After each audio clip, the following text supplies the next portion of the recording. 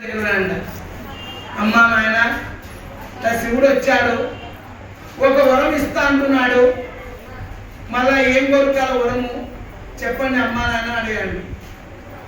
ఇప్పుడు వాళ్ళ అమ్మా నాన్న చెప్పారండి, నాయన మాకేముందయ్యా కోరిక, మేము ఈ పొద్దు రేపో ఉండిపోయేటోళ్ళం, మాదేం లేదు, కోడలకు పిల్లలు లేవు, అందరు ఇరుగు పొరుగంతా పిల్లలు పుట్టరా పిల్లలు పుట్టరా పిల్లలు పుట్టరా అంటున్నారు. కాబట్టి మీకు ఒక కొడుకు పుట్టాలని కోడలకు ఒక కాయ, ఒక పిల్లలు మగ పిల్లలు పుట్టాలని కోరుకో, ఎంతకన్నా మాకేం కోరిక లేవులే నాయన అని ముసలి ఇద్దరు చెప్పారండి. ఇక్కడ భార్య మాట విన్నాడు, ఇక్కడ తల్లిదండ్రుల మాట విన్నాడు. అప్పుడు శివుని దగ్గర పోయాడు. ఏం నాయన అడుగు, నీకు వరం ఇస్తానని శివుడు రెడీగా ఉన్నాడు. స్వామికి ఏం కోరిక అయితే మాకేం లేవు, నువ్వు కోరుకో ఇస్తాను అంటున్నావు కాబట్టి నాకేం కోరాలని కోరిక లేదు, నువ్వు అడుగుతున్నావు కాబట్టి నీ కోసము నాకు కొడుకు పుట్టి కొడుకు బంగారు ఉయ్యాలలో ఊగుతా ఉంటే నా తల్లిదండ్రులు ఇద్దరు వాళ్ళ కళ్ళతో చూసి ఆనందపడే భాగ్యాన్ని ప్రసాదించు అని అడిగాను. చూడండి ఎంత అంటే ప్రేమతో అట సంతాన భాగ్యాన్ని కోరుకుండా, వాళ్ళ అమ్మ నాయన కన్ను కోరుకుండా, ఐశ్వర్యం కోరుకుండా. ఎలా సాధ్యమైంది? ప్రేమ.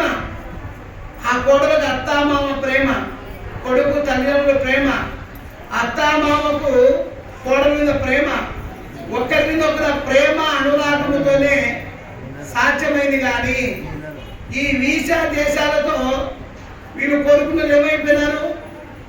గాడిద పందేటి.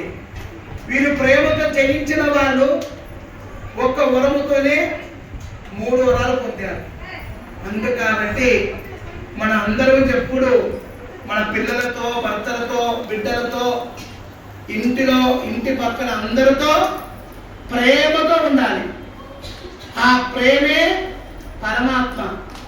ఎప్పుడైతే మనము ఇంటికి వచ్చిన వాళ్ళను రాండి కూర్చొని నాయన పాలు తాగుతారా, కాపు తాగుతారా, నీళ్ళు తాగుతారని చెప్పి మర్యాద చేస్తే ఆ ప్రేమతో వాళ్ళ ఇంటికి దాసోహం అయిపోతారు.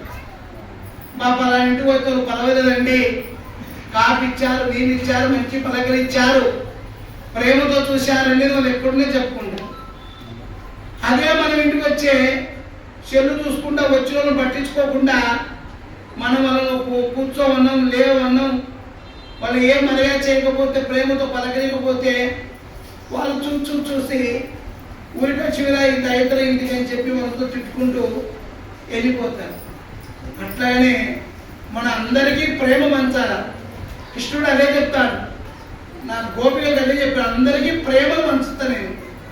ఆ ప్రేమతోనే ఆయన పేరు ప్రేమ సాగర్ అని వచ్చింది. అందుకాబట్టి మీరందరూ ప్రేమతో ఉండండి. బిడ్డలతో ప్రేమ, భర్తలతో ప్రేమ, ఇంటి పక్కలతో ప్రేమ, ప్రతి ఒక్కరితో ప్రేమ అనురాగంగా ఎప్పుడైతే ఉంటామో పరమాత్ముడు మీ దగ్గరే కొలువు తీరుతాడు. ఆ ప్రేమ అనురాగం లేకపోయి మనలో వీస దేశాలు ఉన్నాయనుకో, అవే మన శత్రువులు అంట. కాబట్టి వీస దేశాలన్నీ ఒకరు తిట్టినా పరమాత్మ అనుకొని పోతే అంతా ఆయన చూసుకుంటాడు. నువ్వు తిట్టిగానే తట్టుగా అతనిని మనం పోటీపోయినామనుకో, ఆనే మన శత్రువు మనం పుట్టినట్లు లెక్క. కాబట్టి అందరూ ప్రేమతత్వంగా ఉంటూ అందరి మధ్యలో మీరు ప్రేమ పంచాలని తట్టుగా మనస్ఫూర్తిగా భగవంతుని కోరుకుంటున్నాను. అలాగనే నిత్యము హరినామ స్మరణ వదులుకోకుండా మీరంతా చేసుకోవాలని గట్టిగా మనస్ఫూర్తిగా ప్రార్థిస్తున్నాను.